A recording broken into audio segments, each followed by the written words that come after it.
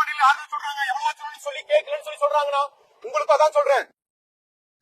கிறிஸ்துக்குள் மிகவும் பிரியமானவர்களே, சினிமா நடிகர் ரோபோ சங்கர் மது குடித்து இறந்து விட்டார். அவரை எடுத்துக்காட்டாக கூறி மதுவை தயவு செய்து குடிக்காதீர்கள் என்று சுவிசேஷத்தை அறிவிக்கும் வாலிபர்.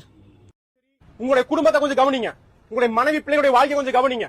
சினிமா நடிகர்களா இருந்தாலும் சரி, படிச்சவங்களா இருந்தாலும் சரி, பணக்காரங்களா இருந்தாலும் சரி, எவ்வளவு பணம் வச்சிருந்தாலும் சரி, இந்த சாராயம் உங்களை கொல்லும்.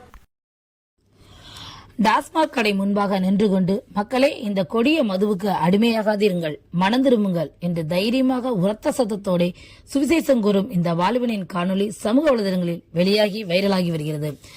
டாஸ்மாக் கடை முன்பு நின்று கொண்டு அண்ணன்மார்களே தன்பிமார்களே, ரோபோசங்கர் என்ற நடிகர் குடித்து குடித்து இறந்து போயிட்டார் என்ற செய்தியை பார்த்திருப்பீர்கள்.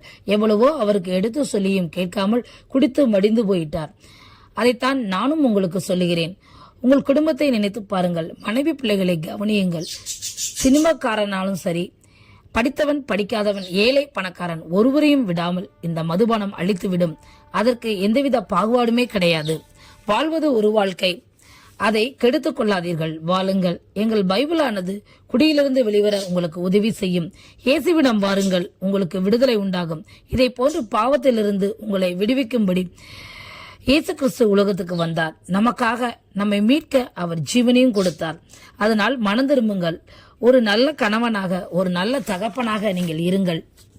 மதுவினால் ஏற்படும் பாதிப்பு, தீமைகள் எல்லாவற்றையும் இந்த மதுக்கடை முன்பே வைத்து தைரியமாக எடுத்து கூறி சுவிசேஷினார் இந்த வாலிபர். இந்த வாலிபன் ஆசீர்வதிக்கப்பட வேண்டும். இன்னும் பல ஆயிரங்களுக்கு அவனை கர்த்தர் பயன்படுத்த வேண்டும். உங்களை கொல்லணும் தலைவரே. வாலிப வயசுல இருக்கிறீங்க தலைவரே, வாழ வேண்டிய வயசு, வாழ வேண்டிய வயசு. தயவு செஞ்சு குடிக்காதீங்க, வாழ்க்கையை கெடுத்துறாதீங்க, எடுத்துக்காதீங்க. தயவு செஞ்சு உங்க குடும்பத்தை பாருங்கன்னா இந்த சாராயம் உங்க உயிரை கொல்லும். பைபிள் தான் சொல்லுது, எங்க பைபிள் தான் சொல்லுது, சாராயம் மனுஷனை கொல்லுமா. இதே போன்ற தகவலை நீங்கள் தொடர்ந்து போறதுக்கு இந்த சேனலை தொடர்ந்து பாருங்கள், சப்ஸ்கிரைப் செய்து கொள்ளுங்கள். அது உங்களுடைய ஆவிக்குரிய வாழ்க்கைக்கு பிரயோஜனமாக இருக்கும், எங்கள் ஜெபிப்பதற்கும் ஏதுவாக இருக்கும். தேவன் தான் உங்களை ஆசீர்வதிப்பாராக. ஆமென்.